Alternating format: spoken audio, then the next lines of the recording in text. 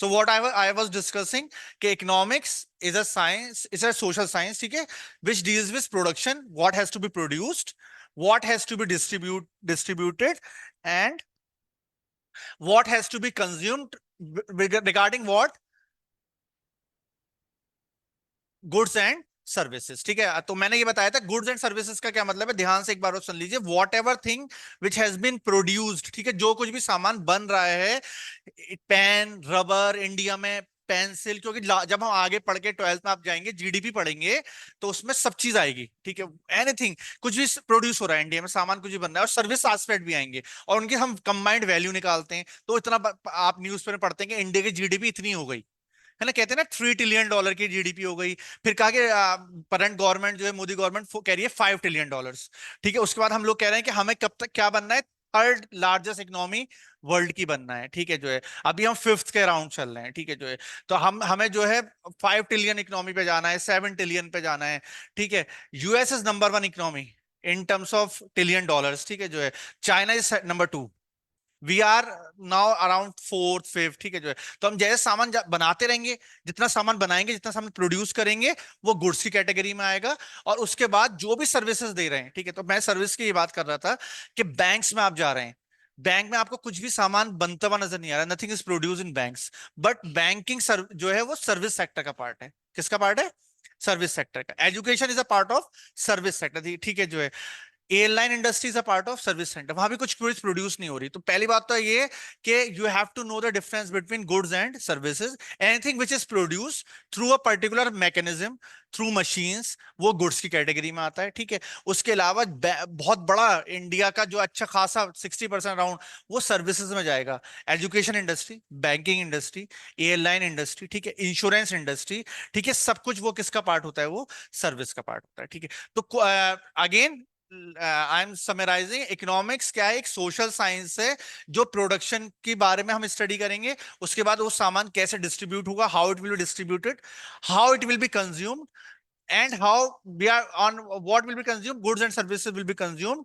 तो इन सबको जो है हम लोग जो है इकोनॉमिक्स कह रहे हैं। ठीक है, अलग अलग वर्ड्स ड्राइव हुए हैं जगह जगह से। तो ग्रीक वर्ड जो है वो इकोनोमिया, ठीक है, जो है जिसका मतलब होता है हाउस होल्ड मैनेजमेंट, वो इकोनॉमिक्स एक तरीके से वहां से ड्राइव हुआ है। ठीक है, अलग अलग लैंग्वेजेस होती हैं, फ्रेंच, जर्मन। ठीक है, तो इकोनॉमिक्स जो है एक ग्रीक वर्ड इकोनोमिया था, जिससे जो है जिसमें का मतलब होता है हाउस होल्ड। हाउस होल्ड लोग कौन होते हैं? हम लोग।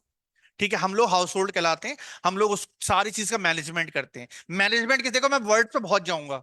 ठीक है, तो मैनेजमेंट किसे कहते हैं?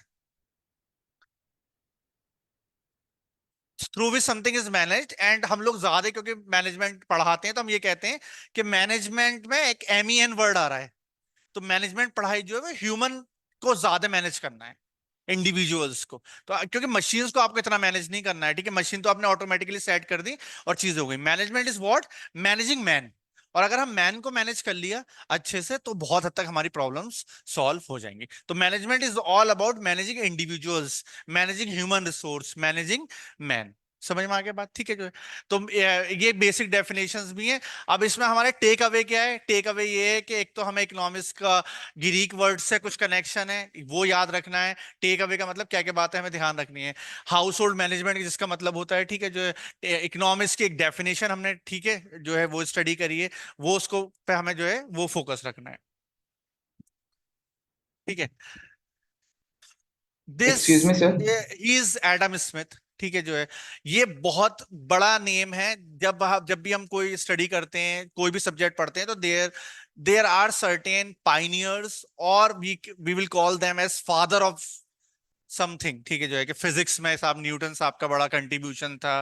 ठीक है, केमिस्ट्री में किसी और का कंट्रीब्यूशन था। तो इनकी जो आपको थ्योरीज हैं, वो इकोनॉमिक्स में बहुत मिलेंगी। और इन्होंने इकोनॉमिक्स में बहुत लिखा, बहुत बुक्स लिखी इकोनॉमिक्स की, बहुत कंट्रीब्यूट करा। नए नए कॉन्सेप्ट जो हमें नजर आ रहे हैं, वो इन्होंने यहाँ पे लगाए। तो बेसिकली जो है हम इनको जो है इसलिए one of the most pioneer और फादर ऑफ मॉडर्न इकोनॉमिक्स कह रहे हैं। ठीक है, जो है क्योंकि और इनके सबसे ज्यादा MCQs आते हैं। जब कभी आप AMU का एंट्रेंस देंगे या कहीं और देंगे, तो सबसे ज्यादा पूछा जाता है कि what was the name of the book which he has written. Either there can be a name of the book, and people will ask you the name of the author, or the author will be given and they will ask you the name of the book. और sometimes क्योंकि देखो competition बढ़ता जा रहा है, आपको भी पता है कि चीजें टफ होती चली जा रही हैं, तो जो है वो आपसे जो है कभी कभी ईयर पूछ ले, ठीक है। कभी कभी हम लोग देखेंगे एक ट्रेडिशनल इकोनॉमिक्स होती है जिस जो थोड़ा ओल्ड बिहेव उस पर फोकस करती थी। अब ज्यादातर हम चीजों में बदल रहे हैं, तो मॉडर्न इकोनॉमिक्स के इसलिए कहा जाता है इन्हें, जो ठीक है। इज इट क्लियर, समझ में आया? ठीक है। ये एडम स्मिथ, सिर्फ ये इसलिए बताने की कोशिश कर रहा हूँ कि क्योंकि इससे एमसीक्यूज बनते हैं, ठीक है। इनसे और भी कुछ आपका किसी तरीके का भी बन सकता है, तो एडम स्मिथ का ध्यान रखना है नाम हमें, जो ठीक है। सर। यस अनस, यान। सर जो जिन बच्चों का अभी से टारगेट है UPSC civil Actually, service. there's a problem. You have written something. Sir, is this base level for those who obviously this is an introductory class. I can assure you that earlier when there was a connection issue, I was talking to one student and she's also an aspirant of UPSC.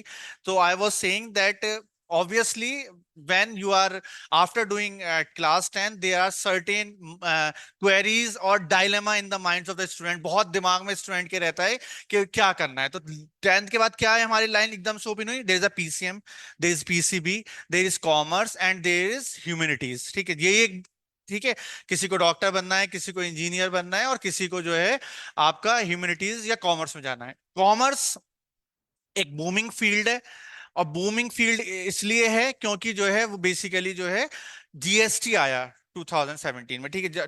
Goods and service tax आया, तो goods and service tax के बाद पूरा structure India का बदल गया, ठीक है जो है। तो उसके बाद कॉमर्स का एकदम से क्रेज आया, कॉमर्स ग्रेजुएट्स की जरूरत पड़ने लगी उसको संभालने के लिए, ठीक है। कभी डीएसटी तो वैसा लगा आपके कोर्स में भी है, तो उसको भी हम कभी डिस्कस करेंगे फुल्ली, लेकिन गुड्स एंड सर्विस टैक्स आया। उसके बाद एक ह्यूमैनिटीज जो है, देखो ह्यूमैनिटीज है, कहना चाहिए बड़े दिल वालों का खेल है ना, जो है ह्यूमैनिटीज के अंदर जो है बेसिकली बहुत इंपॉर्टेंट है कि आपको जो है अपने जो है गोल क्लियर होना चाहिए कि बनना तो ठीक है कि क्योंकि आप बहुत डिफरेंट लाइन में जा रहे हैं, क्योंकि आप सब जो इंडियन फैमिलीज होती हैं, यान समझ सुन रहे हो है ना, आवाज आ रही है ना? Yes sir. इंडियन फैमिलीज होती हैं तो वो ट्रेडिशनल वे में ही चलती हैं आज भी। डॉक्टर बनना है मेरे बच्चे को, इंजीनियर बनना है, ठीक है जो है।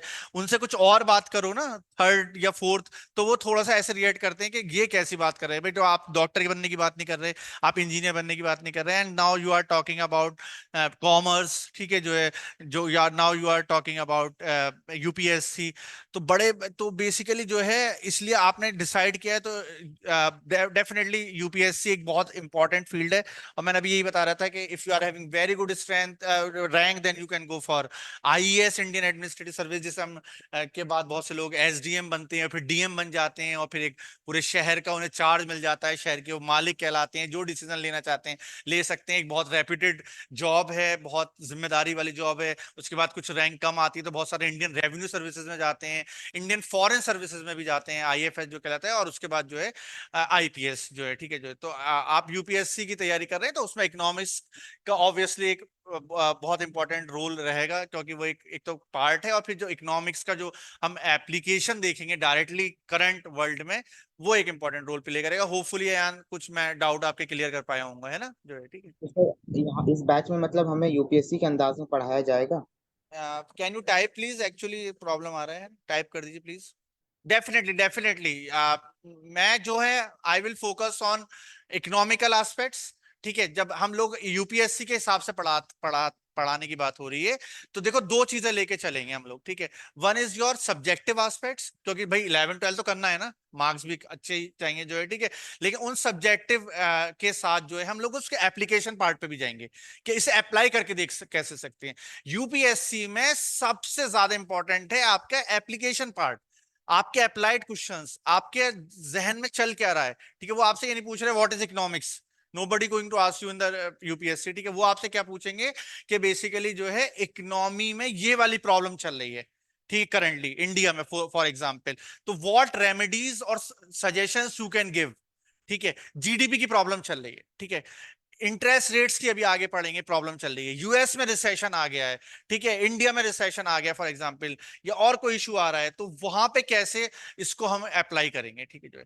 तो वो चीजें देखेंगे। तो वो जो है वो कॉम्बिनेशन होगा एक इकोनॉमिक्स में, किसका, थ्योरेटिकल एस्पेक्ट्स का और अप्लाइड एस्पेक्ट्स का, ठीक है। और एप्लीकेशन पार्ट ही आजकल ज्यादा इंपॉर्टेंट है कि आप उसको किस तरीके से करंट वर्ल्ड में कनेक्ट करके देख रहे हो, करंट वर्ल्ड में अप्लाई करके देख रहे हो। अक्सर आपके कभी आपने जब जहन बनाया है तो अभी तो बहुत अर्ली है, आप कभी इंटरव्यूज देखो यूपीएससी के, ठीक है, या आप जो है क्वेश्चंस का पैटर्न देखेंगे तो यहाँ वहां पे देखेंगे कि सारी चीजें जो है वो आउट ऑफ द बॉक्स हैं और बहुत ज्यादा अप्लाइड हैं, ठीक है। वो इस तरीके की नहीं है कि 2+2 क्या होता है ये पूछ लिया जो है, ठीक है। वो आपको कुछ ना कुछ डिफरेंट पूछना चाह रहे हैं। आप इंटरव्यूज देख लीजिए जिस तरह के यूपीएससी के होते हैं जो है, ठीक है, प्री होता है, then we have mains and then you have interview. तो इंटरव्यूज में भी वो जो है सीधे क्या पूछ रहे हैं कि व्हाट काइंड ऑफ प्रॉब्लम्स। अब जैसे गवर्नमेंट ने कहा कि हम 80 करोड़ लोगों को फ्री राशन दे रहे हैं इंडिया में, गवर्नमेंट ऑफ इंडिया ने क्लेम करा।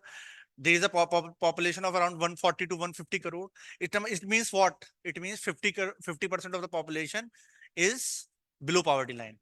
पावर्टी लाइन, उन्होंने गवर्नमेंट ने ये कहा है ना कि हम पावर्टी लाइन से जो कम है उन लोगों को हम लोग जो है वो फ्री राशन दे रहे हैं, ठीक है। अब 80 करोड़ को दे रहे हैं, ये भी गवर्नमेंट क्लेम कर रही है। It means what? It means ये है कि 80 करोड़ लोग इंडिया में आज भी ऐसे हैं जो बिलो पावर्टी लाइन है। तो what kind of remedial measures you can take जिसकी वजह से ये 80 करोड़ लोग उससे बाहर निकलें, पावर्टी खत्म हो, ठीक है। तो उसके लिए बहुत ब्रॉड वे में इकोनॉमिकल एस्पेक्ट्स को आपको जो है रिव्यू करना पड़ेगा, आपको भी करना पड़ सकता है, ठीक है। As a economist, as a UPSC person और US UPSC aspirant, you have to know कि क्या इकोनॉमी की प्रॉब्लम्स हैं और कैसे उसके बाहर निकला जा सकता है, ठीक है। तो ये इसलिए इंपॉर्टेंट है, ठीक है। Other than other subjects also, this is one of the most important, ठीक है। जो है डेफिनेशंस अगेन फर्दर जाएंगे जो है, ठीक है।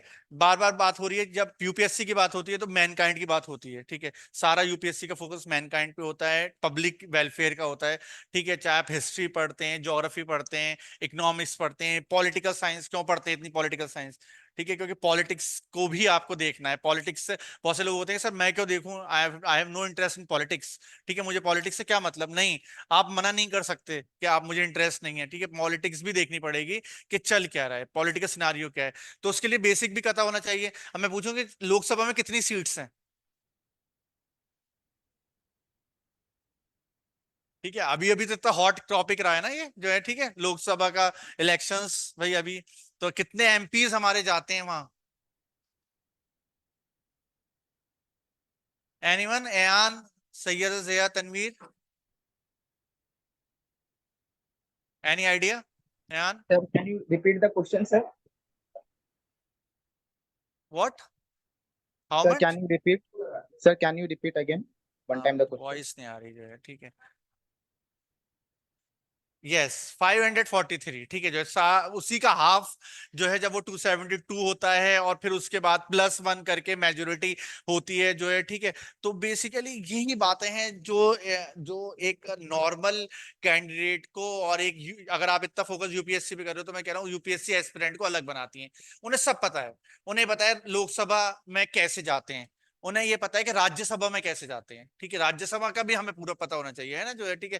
Why there are two houses for us, ठीक है, जैसे वन लोकसभा है ना राज्यसभा, वो थोड़ा सा अलग है, उससे रिलेटेड नहीं है, लेकिन बता रहा हूँ जो है, ठीक है। तो each and everything should be known to us. So the study of mankind in ordinary business of life is economics, ठीक है।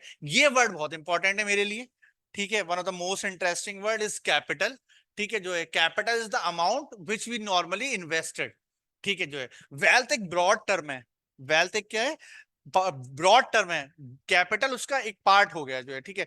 वेल्थ जनरेशन अलग बात हो जाती है, क्योंकि उसमें हम लोग जो है कभी कभी फाइनल उस पे जाते हैं कि अभी थोड़ा सा तुम लोग कंफ्यूज हो जाओगे, वेल्थ में बताने लगूंगा, क्योंकि वेल्थ में हम लोग जो है थोड़ा फाइनेंशियल एस्पेक्ट भी देखने लगते हैं कि वेल्थ कहते हैं तुम्हारी वेल्थ कितनी है। मैं ये भी पूछ सकता हूँ आपसे, मैं तुमसे भी पूछ सकता हूँ तुम्हारा प्रॉफिट कितना है, मैं पूछ सकता हूँ तुम्हारा मनी कितना है। तो ये टर्मिनोलॉजीज हैं, लेकिन सबके थोड़ा थोड़ा डिफरेंट है, जब भी तो प्रॉफिट अलग वर्ड है, वेल्थ अलग वर्ड है, ठीक है। वेल्थ में हम जो है क्वालिटेटिव एस्पेक्ट ज्यादा देखते हैं, कभी आगे डिस्कस करेंगे। वेल्थ के अंदर क्या देखते हैं, क्वालिटेटिव एस्पेक्ट देखते हैं। मैंने कहा कि तुमने 100 रुपीज अर्न किए, ठीक है, और एक दूसरे बंदे ने भी 100 अर्न करे, दो बिजनेसमैन है फॉर एग्जाम्पल, लेकिन अगर आपने रिसेशन में अर्न करे, व्हाट इज रिसेशन? रिसेशन वाले पता है किसी को? If anyone can know explain what is recession? Recession you can type, है ना, वो मैं अभी इसको प्रॉब्लम को सॉर्ट आउट कर लेंगे. You can type if anybody knows what is the meaning of recession, क्योंकि वो भी हमारे इकोनॉमिक्स का ही वर्ड रहेगा और उसका यूज होगा जो है इकोनॉमिक्स में. ठीक है, recession means anyone. Ayaan and Syeda Tanveer. Syeda Zia Tanveer, am I audible to you? मेरी आवाज आ रही है आपको? Syeda Zia Tanveer is there? Ayaan is there, है ना? एयान तो है. एयान, वॉइस आ रही है? Yes sir, आ रही है आपकी. Syed Zia Tanveer. Okay. Recession, okay yes, ठीक है. Recession is a term which is use a lot in the previous years. ठीक है, आगे भी आप लोग बहुत नाम सुनेंगे जब पढ़ाई कर रहे होंगे, और वो डायरेक्टली हम सबसे रिलेटेड वर्ड है. ठीक है, हम सबको इम्पैक्ट करता है. रिसेशन का मतलब होता है जब हम लोग जो है इकोनॉमी में डाउनफॉल देखते हैं कंटिन्यूअसली. ठीक है, जानी पिछले साल इकोनॉमी इंडिया की कुछ अलग तरीके से चल रही थी, यानी गुड्स. इकोनॉमी का वर्ड यूज कर रहा हूं, ध्यान सब लोग सुन लीजिए कि इकोनॉमी का वर्ड जब यूज कर रहा हूं कि इकोनॉमी ऐसी थी, मतलब गुड्स और सर्विस जो प्रोड्यूस हो रहे थे उनकी जो मॉनेटरी वैल्यू थी, वो इकोनॉमी है एक तरीके से. ठीक है, जो है इकोनॉमी क्या है, जो गुड्स और सर्विस इंडिया में बन रहे थे उनको अगर मॉनेटरी टर्म्स में निकाले हम, मनी के फॉर्म में. ठीक है, जो है, तो सपोज हम लोग सारा गुड्स और सर्विस का टोटल करके 100 रुपीज का सामान बना रहे थे इंडिया के अंदर. ध्यान से सुनिएगा मेरी बात, बहुत इंपॉर्टेंट बात है, इस बात को ध्यान रखिएगा कि सपोज हम लोग जो है 100 रुपीज की मैन्युफैक्चरिंग कर रहे थे और सर्विस में लाके, सर्विस मतलब बैंक्स, इंश्योरेंस कंपनीज, टीचर्स, सब लोग कंट्रीब्यूट कर रहे हैं, सब लोग कंट्रीब्यूट कर रहे हैं इकोनॉमी के अंदर. सब लोग मिलके 100 रुपीज प्रोड्यूस का सामान जो है वो क्वांटिटेटिव टर्म्स में हमने मेजर करा तो 100 रुपीज बना. इस साल हम लोगों ने प्रोडक्शन करा, कार बनाई, मोटरसाइकिल बनाई. ठीक है, हमने आपको पढ़ाया एजुकेशन, हॉस्पिटल, इंश्योरेंस, सबने मिला के 96 रुपीज का वैल्यू निकल के आई.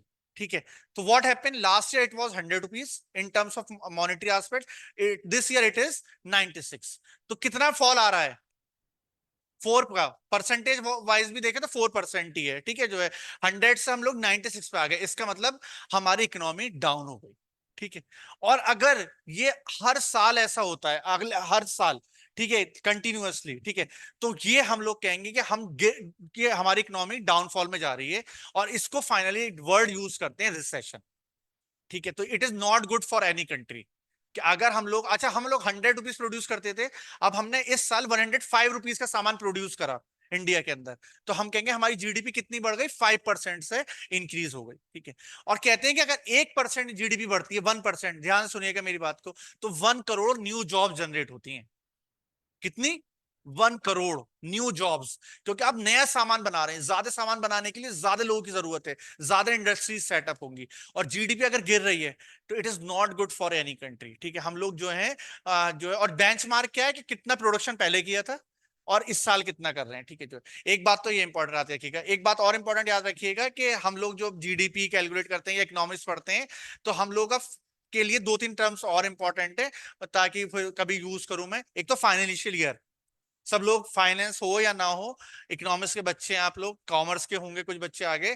फाइनेंशियल ईयर का मतलब होता है कि जो है जिसमें हम लोग सारी कैलकुलेशंस करते हैं कि भाई हम लोग जो है, हम लोग हर वक्त कैलकुलेशंस नहीं कर सकते, हम लोगों को कैलकुलेशन करके उसको कहीं पे रखना है, तो उसे मंथ्स में कन्वर्ट करना होगा.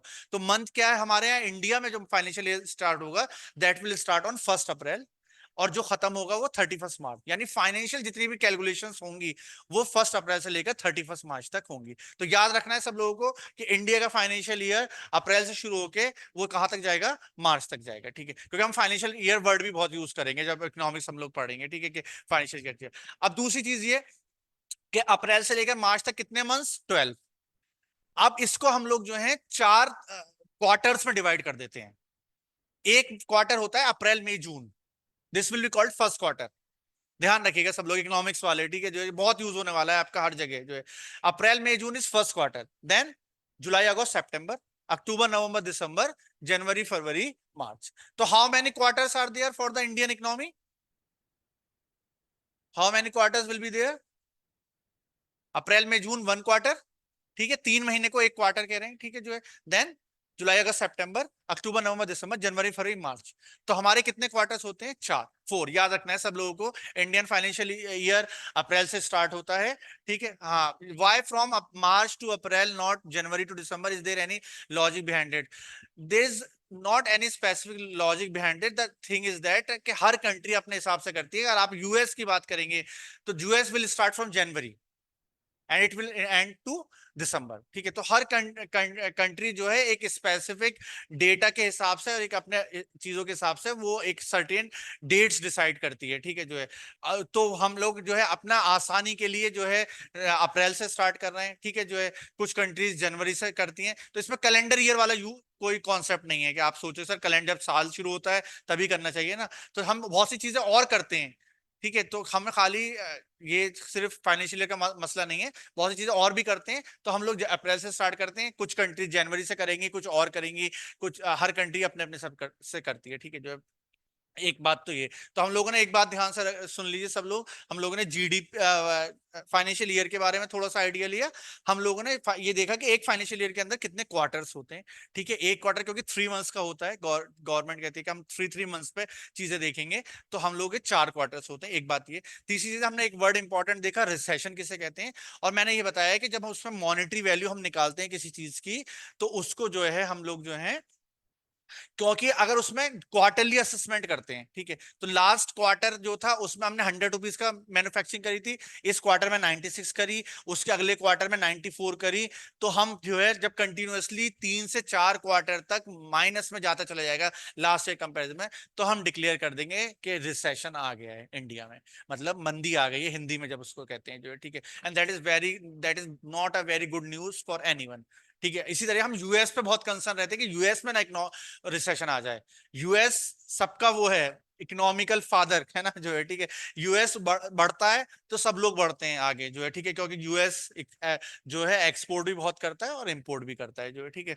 अगेन फिर 2 वर्ड आ गए, मैं हाथ के हाथ क्लियर करते चल रहा हूँ, लेकिन आगे अगर जो है कहीं वर्ड्स आएंगे तो मैं डिटेल में पढ़ाऊंगा ही, ठीक है जो है। Export is what? अच्छा, किसी को नोट करना है कुछ, फील फ्री टू नोट। जो लिखना है लिख लीजिए, कुछ मुझसे करना है तो कर लिए, कुछ डेफिनेशन लिखनी है तो लिखिए, ठीक है। You can write. वैसे पीपीटीज वगैरह आपको बाद में दी जाएंगी, ठीक है जो है। पीपीटीज देंगे हम लोग, नोट्स देंगे आपको, हम लोग क्वेश्चंस देंगे, एमसीक्यूज, उसको नेक्स्ट डे डिस्कस भी कर लेंगे एमसीक्यूज वगैरह को, वगैरह वगैरह, ठीक है जो। तो समझ में आ गया इकोनॉमिक्स की definition? Capital is that part of wealth which is devoted to obtain further wealth, ठीक है जो है। इकोनॉमिक्स क्या है? वो कैपिटल का हिस्सा मैं अपने ओवरऑल वेल्थ में इन्वेस्ट कर रहा हूं जिससे फर्दर कैपिटल गेन हो। मतलब एक कहावत है ना, पैसे से पैसा बनता है, पैसे से पैसा बनता है, या दूसरे वर्ड में कहते हैं कि पैसे को पैसा खींचता है ना। ये एक हिंदी में वर्ड को यूज किया जाता है, मतलब money pulls money, money pulls money. Why I am saying money pulls money? I have seen personally, ठीक है, कि हम मार्केट में जब देखते हैं, स्टॉक मार्केट में हम शेयर्स में देखते हैं कि if you are investing something in stock market तो फिर वो बढ़ता है, फिर और बढ़ता है, वगैरह वगैरह, बहुत सी चीजें होती हैं, ठीक है जो है। तो हम देखते हैं कि if you are investing then वहां से रिटर्न्स आते हैं, वो फर्दर फिर और बढ़ता है, ठीक है। अगर आप इन्वेस्ट ही नहीं कर रहे कहीं पे तो फिर आपको जो है गेन्स नहीं मिलेंगे। तो इकोनॉमिक्स क्या है? एक थोड़ी सी इनफॉर्मल डेफिनेशन है, ठीक है। फॉर्मल तो है होती है, समझ रहे हैं, लास्ट वाली फॉर्मल थी थोड़ी ज्यादा, ठीक है। ये थोड़ी सी इन्होंने क्या है, again again a very good economist, Alfred Marshall, ठीक है जो है। पिछले वाले कौन थे? Adam Smith. ये कौन है? अल्फ्रेड। ये वो लोग हैं जिन्होंने हमें, कहते हैं ना कभी कभी दिल से बुरा भी निकलता है ना जो है, कि ये इन्होंने इतनी थ्योरीज क्यों दे दी हमें, why they have given so much theories to us.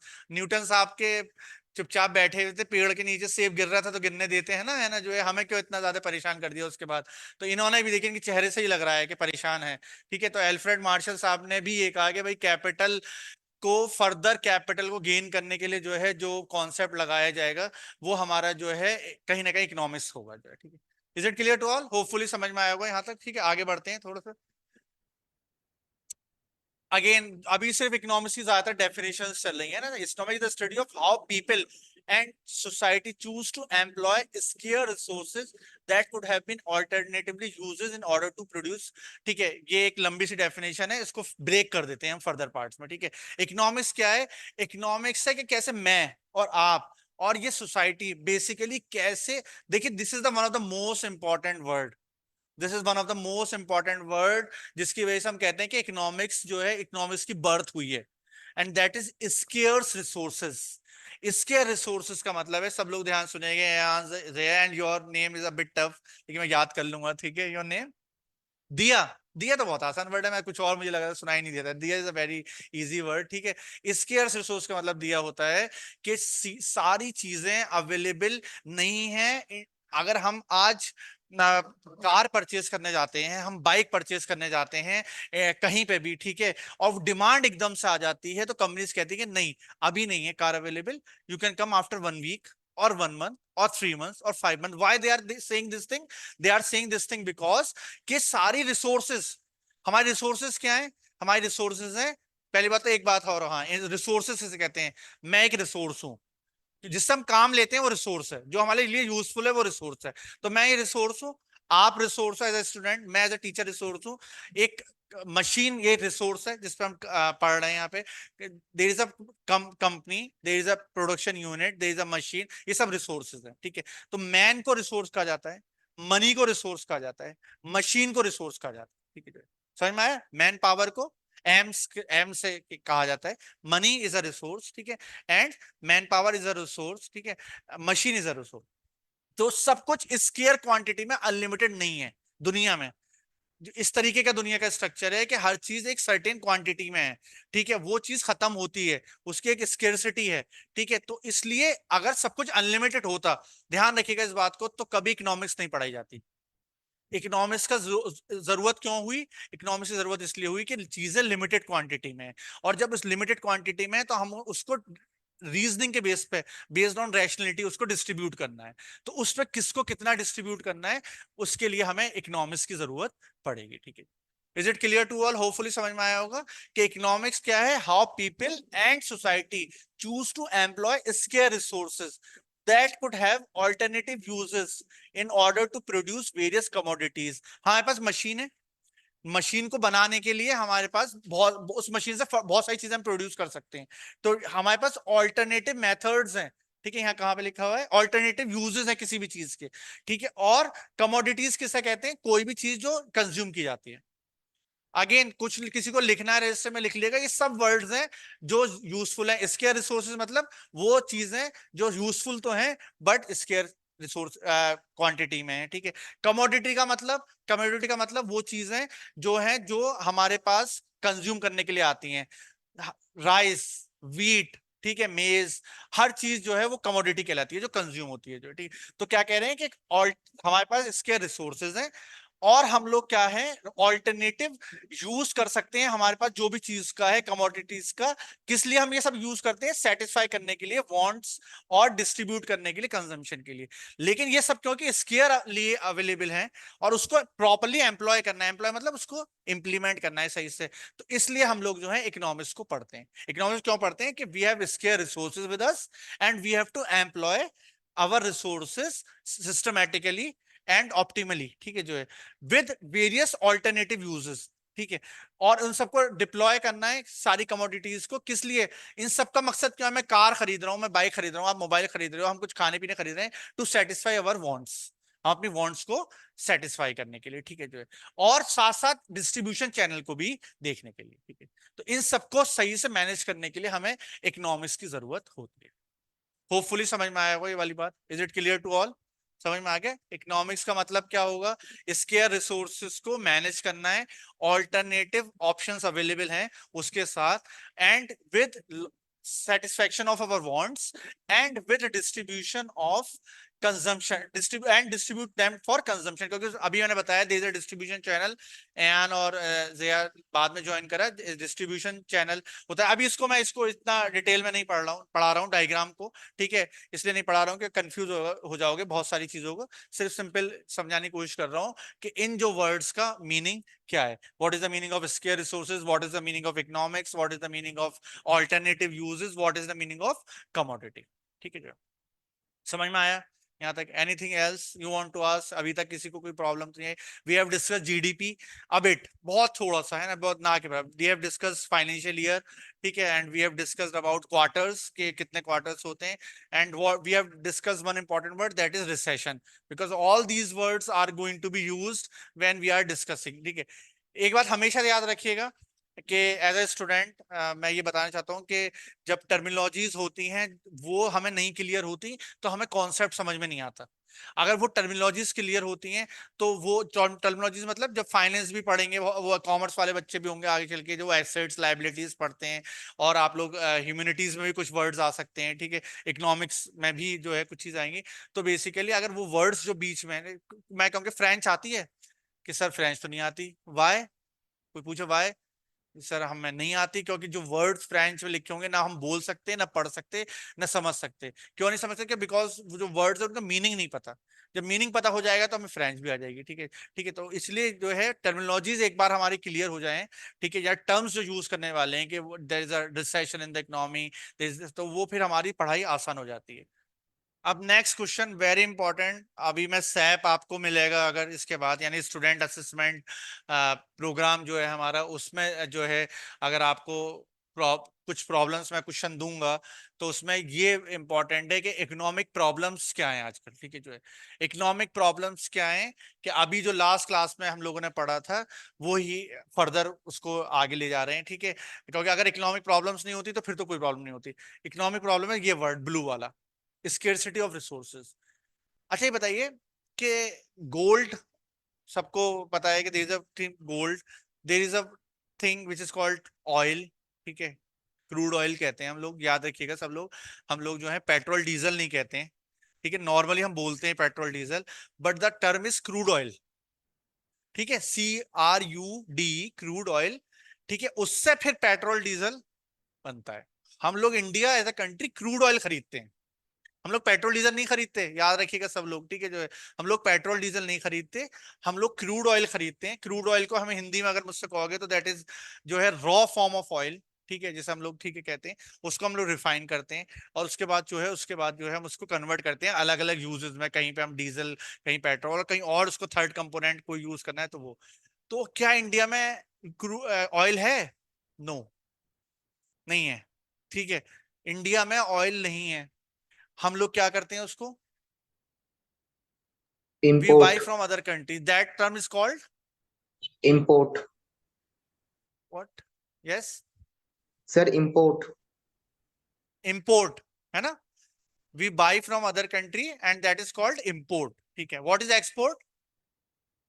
So when we are selling in the international When we market, are selling anything to other country, that is called export. So there are again two important terms. One is called export. Export means when we are selling something to another country, that is called export. And when we are purchasing anything from other country, that is called import. ठीक है। अब ध्यान से वाली बात है क्योंकि ये इसी से कनेक्टेड है, इसलिए मैं बता रहा हूं आप लोगों को इंपॉर्टेंट बात, कि we are not a exporting country. We are not a exporting country means when we are exporting and when we are importing, then the component of import is much more than the component of export। इसलिए क्यों? क्योंकि हम लोग के पास oil नहीं है, और हम लोग के पास दूसरी एक चीज और नहीं है, ध्यान रखिएगा सब लोग, बहुत यूज होने वाला है आप लोगों का, बहुत जगह ये सवाल आपका आएगा, वैसे भी पूछा जाएगा एमसीक्यूज में, थ्योरी में, एग्जाम में, इंटरव्यूज में। We use to import two things in huge quantity, in huge quantity and in huge monetary terms, ठीक है, इतना ज्यादा होता है कि that accounts for billions and billions of rupees. दो चीजें हमारे पास नहीं है जो हम लोग बहुत ज्यादा मंगाते हैं as a country. One is crude oil, जिसको हम पेट्रोल डीजल कन्वर्ट करके हम इंडियन पब्लिक को देते हैं, एंड सेकंड जो जिसमें दोनों एस्पेक्ट है, मोहब्बत भी है, ठीक है, जो है इंडियंस की, ठीक है, जिसमें रैशनलिटी कम है, मोहब्बत ज्यादा है, और सेकंड चीज है जो रिक्वायरमेंट के हिसाब से भी जरूरत पड़ती है उस चीज की, वो है गोल्ड, ठीक है। तो गोल्ड की बहुत दीवानगी है, खासतौर से इंडियन लेडीज में, ठीक है, they need gold for themselves, उन्हें बहुत पसंद है गोल्ड पहनना, ठीक है। तो वो हम लोग बहुत बड़े लेवल पे इंपोर्ट करते हैं, ठीक है, समझ में आ रहा है सबको। और सेकंड हम लोग जो है ऑयल करते हैं, और हम भेज क्या रहे हैं इंडिया से, हम लोग क्या बना रहे हैं, ठीक है, हम लोग बना रहे हैं साड़ी, हम लोग बना रहे हैं स्पाइसेस, ठीक है, हम लोग कोई Aligarh is famous for what, lock industry, ठीक है, Moradabad is famous for what, every city is famous for something, है ना जो है, Moradabad is famous for brass, ठीक है, Banaras is Varanasi is famous for what, saris, ठीक है, जो है बनारसी साड़ीज होती है ना जो है, ठीक है, जो है ये सब एक्सपोर्ट करते हैं हम। बट आप खुद सोचो, हम लोग बिलियंस ऑफ रुपीज से गोल्ड मंगा रहे हैं, और यहाँ से क्या भेज रहे हैं, ठीक है, कोई भी हैंडीक्राफ्ट की चीजें, या हैंडलूम से रिलेटेड, या और कोई सी चीज से रिलेटेड, तो बेसिकली जो है वो मॉनेटरी टर्म्स से जब कैलकुलेट करते हैं, तो हम लोगों ने सामान भेजा 100 रुपीज का, and what we are importing 200 rupees का सामान मंगा रहे हैं, फॉर एग्जाम्पल, ठीक है, I am just quoting an example, कि हम लोग जो सामान भेज रहे हैं उसकी मॉनेटरी वैल्यू कम है, और जो हम सामान मंगा रहे हैं उसकी मॉनेटरी वैल्यू बहुत ज्यादा है, क्योंकि gold is one of the costliest metal available, ठीक है, and again it is a commodity भी की तरह भी गोल्ड यूज होता है, ठीक है, जो इसकी ट्रेडिंग होती है हमारे जैसे इंडियन मार्केट में, जैसे शेयर मार्केट में ट्रेडिंग होती है, गोल्ड की भी ट्रेडिंग होती है, याद रखिए, कभी टाइम मिलेगा तो मैं आपकी अलग से क्लास एक स्टॉक मार्केट पे भी लूंगा, जिसमें मैं समझाऊंगा कि ट्रेडिंग क्या होती है, कैसे होती है, उसको इकोनॉमिक्स से रिलेट करके देखें। तो गोल्ड की भी ट्रेडिंग होती है, सिल्वर की ट्रेडिंग होती है, शेयर्स की होती है, बॉन्ड्स की होती है, डिवेंचर्स की होती है, ठीक है, सबकी ट्रेडिंग होती है हमारी, इवन वाइट राइस वीट की सबकी। ये रेट कहाँ से डिसाइड होते हैं, कि गोल्ड 70,000 का ही बिकेगा 10 ग्राम, कहाँ से आए 70,000 वर्ड, और अगले दिन सुबह गए हम शॉप पे तो वहां 72,000 का मिलेगा, तो ये कैसे बढ़ गए, how, because there is certain market which decide the rates. Crude oil कहां से डिसाइड होता है, इंटरनेशनल मार्केट है, वहां से डिसाइड होगा, फिर वो हमारे इंडिया में हमें मिलेगा वो रेट उस हिसाब से, ठीक है, वो बैरल्स में होता है, याद रखिएगा, एक बैरल 126 लीटर के आसपास होता है, one barrel is almost equal to 126 litres, ठीक है, तो हम बैरल में मंगाते हैं वहां से, 1,000 बैरल, 10,000 बैरल, 1,00,000 बैरल, इतना जो है, ठीक है, लीटर्स में उसे कन्वर्ट कर सकते हैं। तो उसकी एक मार्केट है पूरी, इंटरनेशनल मार्केट में रेट डिसाइड हो रहे हैं। देखिए हम लोग कुछ रेट डिसाइड करने वाले नहीं है, हम और आप डिसाइडिंग फैक्टर नहीं है, they are international players which decide the rate of gold, which decide the rate of crude oil, which decide the rate of every commodity, ठीक है। कुछ लोकल फैक्टर हो सकते हैं, इंडिया में बारिश अच्छी हुई, ठीक है, क्रॉप का प्रोडक्शन अच्छा हुआ, तो इंडिया में अपने व्हीट राइस के रेट कम होंगे, ठीक है जो है। और अगर प्रोडक्शन अच्छा नहीं हुआ तो क्या होगा, प्रोडक्शन अच्छा नहीं हुआ तो स्केर्सिटी, और स्केर्सिटी जब होती है तो हमेशा ध्यान रखिएगा प्राइसेस जो हैं ऊपर जाते हैं, ठीक है, जो आप प्राइसेस जो हैं अप होंगे, ठीक है। तो प्राइस, एक बात और ध्यान रखना है सब लोगों को, प्राइस कैसे गवर्न होंगे, सिर्फ एक चीज से, हमेशा सब लोग ध्यान रखेंगे एंड दिया, कि प्राइसेस जो हैं वो सिर्फ एक चीज से डिसाइड होते हैं पूरी दुनिया में, पूरे वर्ल्ड में, और हर चीज के, इस टेबल के, इस प्रोजेक्टर के, and that thing is supply and demand, that thing is what, supply and demand. Suppose I have a pen with me, ठीक है, मेरे पास एक पेन है, ठीक है, और यहाँ पे 10 स्टूडेंट्स कह रहे हैं कि I want sir, I want to purchase this pen, so who will decide the cost of pen, I will decide कितने की देनी है, पेन कितने, एक, खरीदने वाले कितने, 10, तो डिमांड ज्यादा है सप्लाई ज्यादा है, डिमांड ज्यादा है, ठीक है, तो मैं डिसाइड करूंगा कि what will the price of this pen. समझ में आई बात, उल्ट अपोजिट करते हैं, 10 pens are available with me, ठीक है, there are two purchasers for that pen, there are two students who will purchase, availability of pen is 10, supply is much more than price, तो मैं चाहूंगा ये 10 के 10 पेन बिक जाए किसी तरीके से, लेकिन दो ही लोग खरीदने वाले, तो अब मैं उसके प्राइस को कम करूंगा, ले लो भाई इसको, ले लो, परचेज कर लो, आ रही बात समझ में। तो हमेशा याद रखना है तीनों बच्चों को, कि जिंदगी में याद रखिएगा किसी भी चीज की प्राइस कहां से आती है, किसी भी प्राइस को जो है, मैंने भी आपको बताया इंटरनेशनल मार्केट होती है, क्योंकि देखिए अगर आप यूपीएससी के हिसाब से पढ़ रहे हैं तो यकीन करिए, ट्रस्ट मी, ये सारी चीजें आपको बहुत हेल्प करने वाली हैं। I have seen lots of things for the last 16-17 years, I have seen my friends who have prepared for UPSC और who have cracked certain exams up to a level of UPSC, ठीक है। सो सब चीजों में जो है एक broad horizon से पढ़ना पड़ता है, अगर ब्रॉड हॉरिजॉन से ये ठीक है, बुक्स होती हैं, सबकी बुक्स होंगी, आप भी बुक्स खरीदेंगे, यूपीएससी का मटेरियल लोग खरीदते हैं, दिल्ली से मंगाते हैं बहुत से लोग, ठीक है, पूरी पूरी मार्केट्स हैं इसकी जिससे प्रिपेयर करने की कोशिश करते हैं, लेकिन वो चीज प्रिपेयर करने की कोशिश करते हैं, ट्रस्ट में, जहां पे लर्निंग वाला पार्ट होता है। यानी हिस्ट्री एक तरफ से लर्न करने शुरू कर दिया है ना, 16 घंटे पढ़ रहे हैं और उसमें हिस्ट्री भी लर्न कर रहे हैं, ज्योग्राफी लर्न कर रहे हैं कि उन्हें, क्योंकि ज्योग्राफिकल बहुत चीजें पूछी जाएंगी, लेकिन what about the economics, what about business, what about any other problem that will be asked in UPSC exam, where the whole focus will be on your reasoning, your thinking ability, ठीक है, उसके लिए फिर आपको सब कुछ पता होना चाहिए। कभी कभी इतने, बहुत से बार मैंने इंटरव्यूज देखे हैं, तो यकीन करिए कुछ ऐसे क्वेश्चंस होते हैं कि लगता है कि ये तो अगर आपको सब कुछ नहीं पता तो लग रहा है कि यूपीएससी का एग्जाम क्रैक ही नहीं होगा।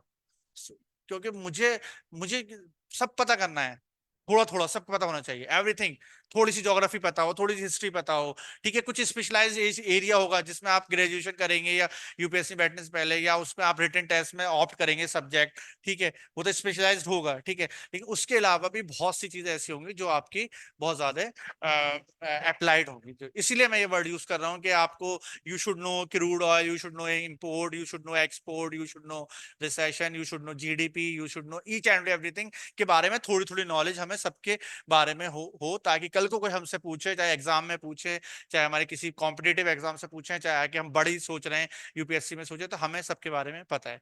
तो हम कहाँ पे थे, थोड़ा सा हट गए हम उससे, कि हम लोग प्राइसेस गवर्न सिर्फ एक चीज से होती हैं, सप्लाई और डिमांड। वहां पे जब इंटरनेशनल लेवल पे कभी आप यहाँ पे ट्रेडिंग लाइव देख सकते हैं, हम कभी लाइव ट्रेडिंग देख सकते हैं, तो लाइव ट्रेडिंग देखोगे तो there lots of buyers and there lots of sellers, online सब कुछ आपके, क्योंकि ऑनलाइन है, तो गोल्ड आप देख सकते हो यहाँ पे कितना चल रहा है लाइव इस टाइम, देख सकते हैं आप। मनी कंट्रोल एक वेबसाइट है, आप जाइए वहां जाके देखिए गोल्ड के रेट लाइव आ रहे होंगे, ठीक है, कि आप कितना चल रहा है, तो वहां पे बायर्स आ रहे होंगे, इंटरनेशनल लेवल के सेलर्स आ रहे होंगे, ठीक है, शेयर्स देख सकते हैं आप, कमोडिटीज जितनी भी हैं सबकी ट्रेडिंग होती है, इंडिया में भी पूरी कमोडिटी मार्केट है, उसकी ट्रेडिंग होती है, सुबह 10 बजे ओपन होती है, लाइव ट्रेडिंग होती है, रात तक चलता है।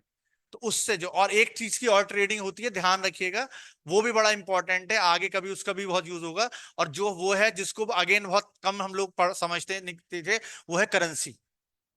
ये क्या होता है कि एक सर $1.75 का हो गया, $1.78 का हो गया, ये सब की भी ट्रेडिंग होती है। मैं इसकी डिटेल में कहीं नहीं जा रहा, चाहूं तो मैं दे सकता हूं, लेकिन वो आप लोग कंफ्यूज भी हो जाओगे, और जो है आपको भी पढ़ना भी नहीं है कि करेंसी की डिटेल में नहीं जाना है जो, ठीक है जो। तो what are the economic problems? Economic problems are the problems of choice और ऑफ एलोकेटिंग, कैसे एलोकेट करना है। We have 1 bike, 10 bikes, 50 bikes, there are lots of people who are going to purchase bike, who are going to purchase cars, who are going to purchase anything. आपको याद होगा demonetisation हुआ था, ठीक है, डिमोनेटाइजेशन में किसी ने उड़ा दिया कि नमक खत्म होने वाला है, ठीक है, सारे लोग नमक खरीदने चले गए, और सडनली मार्केट से नमक गायब हो गया। ऐसा नहीं है नमक की कमी थी, लेकिन जब एक साथ खरीदने पहुंच जाएंगे लोग, तो चीज वो जो है गायब हो जाएगी मार्केट से, ठीक है जो है। तो इसलिए बड़ा इंपॉर्टेंट है कि हमें ये समझना है कि हर चीज अनलिमिटेड क्वांटिटी में अवेलेबल नहीं है, हर चीज एक वक्त में, क्योंकि हमने एक चीज पढ़ी है, डिस्ट्रीब्यूशन चैनल। हो सकता है नमक किसके पास हो, जो होलसेलर है या मैन्युफैक्चरर, उसके पास रखा हो फैक्ट्री में, लेकिन वो 2 मिनट में आपके पास अलीगढ़ में सारा जो है सॉल्ट नहीं पहुंचा सकता, ठीक है, उसको टाइम लगेगा, लेकिन लोग एकदम से आगे खरीदने की, किसी ने उड़ा दिया ऐसी कि अब नहीं मिलेगा, तो लोगों ने कहा यार सॉल्ट नहीं मिलेगा, जल्दी खरीद लेते हैं, सस्ता भी आइटम है, ठीक है, तो सब लोगों ने रख लिया अपने पास। जैसे हम एक जो है कभी कभी ब्लैक मार्केटिंग भी वर्ड यूज करते हैं उसके लिए, कि ऐसा नहीं करना चाहिए कि लोगों को बल्क में रख लें अपने पास, ठीक है, क्योंकि बल्क में रखने से क्या होगा कि जिनको जरूरत है उनको नहीं मिल रहा, और एक ही आदमी ज्यादा चीज अपने पास रख ले रहा है। तो इकोनॉमिक्स में क्या है, economic are the problems of choice और allocating scarce resources to other uses due to the scarcity of resources. हमें क्या करना है, हमें बहुत दिमाग से इसको एलोकेशन करना है रिसोर्सेज का, ठीक है, हमारे पास एक ही मशीन है और प्रोडक्शन बहुत सी चीजों को करना है, तो बहुत ध्यान से करेंगे कि ये मशीन इस चीज को प्रोड्यूस करेगी, फिर इस चीज को करेगी, फिर इसको चीज करेगी। और ये जो है ये सबसे बड़ी प्रॉब्लम है, स्केर्सिटी ऑफ रिसोर्सेज, ठीक है जो है, और इसको प्रॉपरली एलोकेट करना, ठीक है। और these resources have alternative uses, which is why the problem of choices arise, क्योंकि हर चीज का ऑल्टरनेटिव भी अवेलेबल है कि इस मशीन का ये काम है, इस मोबाइल के साथ हम ऑल्टरनेटिव मोबाइल यूज कर सकते हैं, ठीक है जो है। तो क्योंकि प्रोडक्ट्स की का ऑल्टरनेटिव यूजेस भी है, लिमिटेड प्रोडक्ट है, ठीक है, उसकी स्केर्सिटी होनी है। तो ये सबसे बड़ी प्रॉब्लम है इकोनॉमिक्स की, कि कैसे लिमिटेड रिसोर्सेज को मार्केट में अवेलेबल कराया जा सकता। आई बात समझ में? Am I clear to you? कि इस इकोनॉमिकल प्रॉब्लम सबसे बड़ी क्या है? इकोनॉमिकल प्रॉब्लम सबसे बड़ी ये है कि जो है अवेलेबल कैसे कराया जाए लिमिटेड रिसोर्सेज को। लिमिटेड रिसोर्स कुछ भी हो सकती है जो आपके जहन में चला रहा है, मासेस को, पीपल को, सब लोगों को एक साथ, ठीक है। ये सबसे बड़ी प्रॉब्लम है जो है, ठीक, जो सारी कंट्रीज फेस करती हैं किसी ना किसी टाइम में जो है, ठीक है। अगर अनलिमिटेड चीजें होती तो हम बुलाते और सबको बांट देते, ठीक है जो, लेकिन अनलिमिटेड नहीं है, हमारे पास अनलिमिटेड करेंसी भी नहीं है, हमारे मनी नहीं है अनलिमिटेड, ठीक है जी। हमारे अनलिमिटेड बाइक्स नहीं है, अनलिमिटेड मोबाइल नहीं है, हम लिमिटेड है और उनको प्रोड्यूस करके उन्हें डिस्ट्रीब्यूट करना है हमें जो है, ठीक है। तो that is the biggest problem of economics, के हाउ टू एफिशिएंटली, अगर मुझसे पूछा जाए डेफिनेशन दूसरी इसके अलावा, तो एफिशिएंटली एंड इफेक्टिवली कैसे आप अपने ऑल्टरनेटिव रिसोर्सेज को यूटिलाइज करें, ठीक है, और जो स्केर्सिटी वाली प्रॉब्लम है उसको ओवरकम करें, ठीक है। तो जो है अगर ऐसा करते हैं तो इकोनॉमिकल प्रॉब्लम्स को बहुत हद तक हमने कम कर दिया, और अगर ऐसा नहीं कर पाते हैं तो इसका मतलब इकोनॉमिकल प्रॉब्लम हमारे साथ अभी भी है। होपफुली समझ में आया होगा यहाँ पे कि what are the economic problem. The biggest economic problem is resources. We are not having the resources in huge quantity, that's why we face problems. And if we are having the resources in huge quantity, then we will have no problem, ठीक है। but we are having a scarcity of resources, and this is the biggest economic problem. Hopefully समझ में आ गया होगा। Ayaan, Syeda, Zahra and दीवा। दीवा यहाँ पे हैं तो मैं इनसे डायरेक्टली पूछ रहा हूँ कोई क्वेरी जो अभी तक हमने पढ़ा, और एयान और जया, अगर आपको कुछ प्रॉब्लम है you can type and you can ask your query regarding anything which we have studied till now, ठीक है। अगर कुछ इसमें कुछ पूछना है तो वो पूछ लीजिए आप मुझसे। होपफुली समझ में आया होगा, जनरल आइडिया दिया है चीजों का। आज इंट्रोडक्टरी क्लास वैसी थी आपकी जो है, ठीक है, बेसिक सी क्लास थी।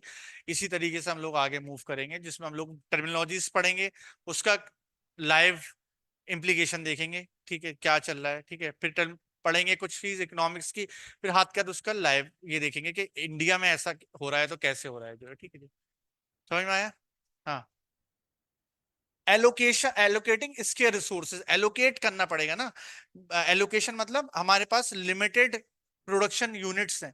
जैसे मारुति है, मारुति के 3-4 प्लांट है इंडिया में, पूरे इंडिया में। तो रिसोर्सेज क्या है? मारुति का प्लांट है।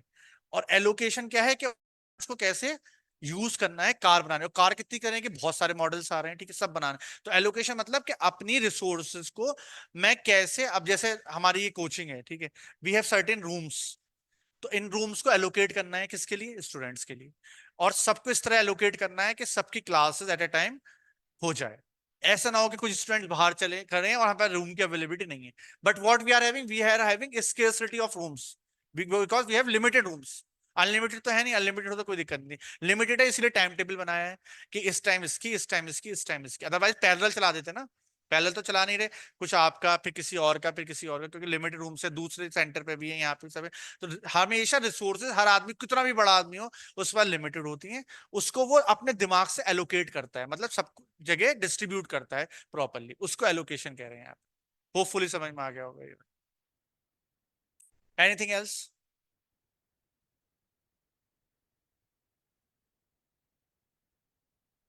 ठीक है एन and Jaya, micro and macro economics को बहुत डिटेल में जया हम लोग पढ़ेंगे आगे चल के, ठीक है। ये जो हम लोग 11th क्लास में पढ़ेंगे वो 2 पार्ट में डिवाइडेड है। One is your statistics and second part is micro economics, ठीक है। जो है जब 12th में आप लोग आते हैं तो हम मैक्रो पढ़ते हैं, ठीक है, और इंडियन इकोनॉमिक डेवलपमेंट पढ़ते हैं, ठीक है। I am repeating once again, जब क्लास 11th में आता है स्टूडेंट तो फर्स्ट पार्ट जो है वो स्टैटिस्टिक्स का है, जो ये शुरू हो गया है धीरे धीरे। अब स्टैटिस्टिक्स शुरू होगा जिसमें बहुत सारे न्यूमेरिकल्स भी होते हैं और जो अप्लाइड भी होता है जो है, ठीक है, जिसमें हम सिर्फ इसलिए पढ़ते हैं न्यूमेरिकल कि मुझे अप्लाई करना आ सके चीजों को। और वो, और फिर सेकंड पार्ट है माइक्रो का, ठीक है, जो मैं डिटेल में पढ़ाऊंगा, नाम से समझ जाओ, माइक्रो एंड मैक्रो। तो जो स्मॉल लेवल पे इकोनॉमिक्स पढ़ी जा रही है, ठीक है, ब्रॉड नहीं है, बहुत चीजें हो सकता है कंट्री लेवल पे पढ़े, या फैक्टर्स जो हैं वो स्मॉल लेवल के हों, ठीक है, इम्पैक्ट करने वाली चीजें वो माइक्रो में आएंगी। और जो 12th क्लास में आते हैं तो हमें वहां पे भी दो इकोनॉमिक्स पढ़नी होती है, वहां भी दो बुक्स हैं, यहाँ भी दो बुक्स हैं, वहाँ एक मैक्रो इकोनॉमिक्स और वहां पे एक न्यू इकोनॉमिक डेवलपमेंट, ठीक है, न्यू इकोनॉमिक डेवलपमेंट या इंडियन इकोनॉमिक डेवलपमेंट नाम से आता है, जिसमें इंडिया में इकोनॉमी कैसे कैसे बढ़ी, तो वहां पे भी तो है, वो मैक्रो है, जहाँ पे broad views, broad aspects, broad factors, जहाँ कंट्री की, इंडिया की बात ना करके मल्टीपल फैक्टर्स, और मल्टीपल फैक्टर्स जो गवर्न होते हैं और वो किसी के हाथ में भी नहीं होंगे, ठीक है, जैसे रिसेशन किसी के हाथ में नहीं, एकदम से आ गया, ठीक है, तो फिर वो मैक्रो इकोनॉमिक्स का पार्ट बन जाएगा, ठीक है। होपफुली इतना ही बताना था मुझे, डिटेल में तो जाएंगे तो फिर होगा, माइक्रो इकोनॉमिक्स से पढ़ेंगे तो डिटेल में पढ़ेंगे ही हम लोग, ठीक है, ठीक है, is it clear to all? ठीक है, यहीं तक रखते हैं आज जो है हम लोग फर्स्ट वाली क्लास, फिर कंटिन्यू नेक्स्ट कल से हम लोग और फर्दर उसको आगे मूव करेंगे। Thank you so much and Jaya and Diva. सब सही आ रही है? Yes we are live on YouTube, yes we are live on YouTube. शुरुआत करते हैं। हेलो बच्चों, हेलो, अस्सलाम वालेकुम, very warm good afternoon to all of you. जैसे कि कल सेशन हम लोगों ने कर रखा था और आप लोगों के लिए खास ना Junoon batch, specially for NEET JEE humanities and commerce, Junoon batch लेकर के आए थे और जिसका कल एक कंप्लीट फीचर्स लॉन्च किया गया था। आज हम उसके लिए बताते चले कि हम लोगों ने सेशन को लाइव करने के लिए कहा था, तो प्लानिंग ये है कि ज्यादा अच्छा रहेगा कि हम उसको प्रीमियर कर दें और शाम के टाइम में करें, ताकि आप वीडियोस को देख सकें। जितने भी 5 दिन का ये डेमो बैच हम लोगों ने कंप्लीटली फ्री रखा है, 5 days demo batch with this experience faculties, इतने शानदार एक्सपीरियंस फैकल्टीज से आप पढ़ने का मौका है। 5 दिन के लिए आप लाइव ज्वाइन कर सकते हैं, और बैच को अगर ज्वाइन करना है तो बैच को ज्वाइन करने के लिए आप डायरेक्ट हमसे जुड़ सकते हैं, क्योंकि 5 दिन पहले अगर कोई ज्वाइन कर रहा है थ्रू दिस डेमो चलते चलते तब तक ज्वाइन कर ले वो, तो उसको हम ऑलरेडी 5,000 रुपीज का डिस्काउंट है ना, वन टाइम पेमेंट करने पे ऑफलाइन मोड में अगर ज्वाइन करता है तो, और 3,000 रुपीज का डिस्काउंट अगर वो ऑनलाइन मोड में ज्वाइन करता है तो, ठीक है। ह्यूमैनिटीज का बैच हो, कॉमर्स का बैच हो, नीट हो या जेई हो, फीस वैसे बहुत कम रखा है हम लोगों ने। इसकी फीस मात्र नीट और जेई की 45,000 है और इसकी 25,000 है ना। ह्यूमैनिटीज और कॉमर्स की ऑनलाइन की फीस 13,000 है ना, 13,000 रुपए। और यहाँ पे भी ऑनलाइन की फीस 13,000 रुपीज है नीट और जेई का। साथ साथ कंप्लीट फीचर हमने कल रिवील किया था कि क्या क्या खास चीजें हम देने वाले हैं। ये बताना जरूरी था कि हम लोग जो डेमो बैच दे रहे थे चैनल पे, स्पेसिफिक चैनल हमारा बनाया है नीट और जेई के लिए, जिसका लिंक हमने ऑलरेडी डिस्क्रिप्शन में आपको दे रखा है। बाकी हर अपने सोर्सेज पे हमने इसको शेयर कर रखा है, आप वहां पर जाकर के हमारे चैनल को सब्सक्राइब कर सकते हैं, specially for NEET JEE and humanities and commerce, ठीक है। आज से क्लासेस शुरू है, 5 दिन का फ्री डेमो है, फिर 5 दिन का फ्री डेमो, 1 दिन लो, 2 दिन, 3 दिन, 4 दिन, इनफैक्ट हम संडे का टेस्ट जो नीट जेई पैटर्न पे हम ले रहे हैं वो भी हम आपको फ्री में दे रहे हैं। फ्री एक्सेस लेने के लिए आपको हमारे ऐप पे आना पड़ेगा और ऐप में जुड़ने के लिए आपको इस नंबर पे कांटेक्ट करना पड़ेगा ना। इस नंबर पे कांटेक्ट करके आप हमारे ऐप में जुड़ करके और आप डायरेक्ट 1-to-1 अपने टीचर से डाउट पूछ सकते हैं, और एसएपीज जो हम देंगे उसका आप लाइव वर्जन ले सकते हैं, उसका फायदा उठा सकते हैं। तो YouTube पे कराने से बेहतर ये डिसाइड हुआ है कि हम आपको ऐप के अंदर, आप हमारे इमेज क्लास के ऐप में, इनफैक्ट लेक्चर हम बिल्कुल डाउनलोड, लेक्चर हम प्रीमियर कर देंगे अगले दिन। जो भी वीडियोस हम पढ़ाएंगे, जो भी हम लेक्चर्स पढ़ाएंगे उसको अगले दिन प्रीमियर कर देंगे। तो एक छोटा सा इंफॉर्मेशन देने के लिए हम लाइव आए थे आपको, खासकर कि आप हमारा नीट जेई का 11th का इन शानदार फैकल्टीज के साथ जुनून बैच ज्वाइन कर सकते हैं। और ह्यूमैनिटीज एंड कॉमर्स की ये शानदार टीम है और नीट और जेई की ये शानदार टीम है, ठीक है बच्चों। मिलते हैं जल्दी, शाम में 4 बजे से बैचेस हैं, तो आप जल्द से जल्द ज्वाइन कर लें। डेमो है 5 दिन का, ठीक है। बाय बाय, अल्लाह हाफिज।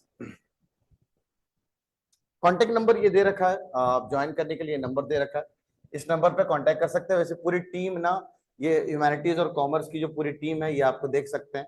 सारी चीजें हम लोगों ने कल बता दिया क्या क्या खास है। ये फैकल्टीज हैं नीट और जेई के लिए, और कुछ कुछ हमारे पुराने रिजल्ट्स हैं, उसके बाद कुछ नए फीचर्स जो हम लोगों ने रिवील किए हैं। ये सारे शानदार फीचर्स के साथ हम लोग आए हैं इस बार नीट और जेई के लिए। ये शानदार फीचर है, कुछ शानदार फीचर है, और ये यूनिक फीचर है जो अलग चीज है हमारे लिए, है ना। तो मल्टी स्टेज मॉनिटरिंग के साथ ये क्लास की टाइमिंग थी जिससे आपको डेमो बैच करना है। ये मॉड्यूल और बैग वगैरह हम लोग देने वाले हैं, और ये फीस है जिसके बारे में मैं अभी बता रहा था आपको, जिसपे मैंने ऑलरेडी 5,000 रुपीज का डिस्काउंट दे दिया है।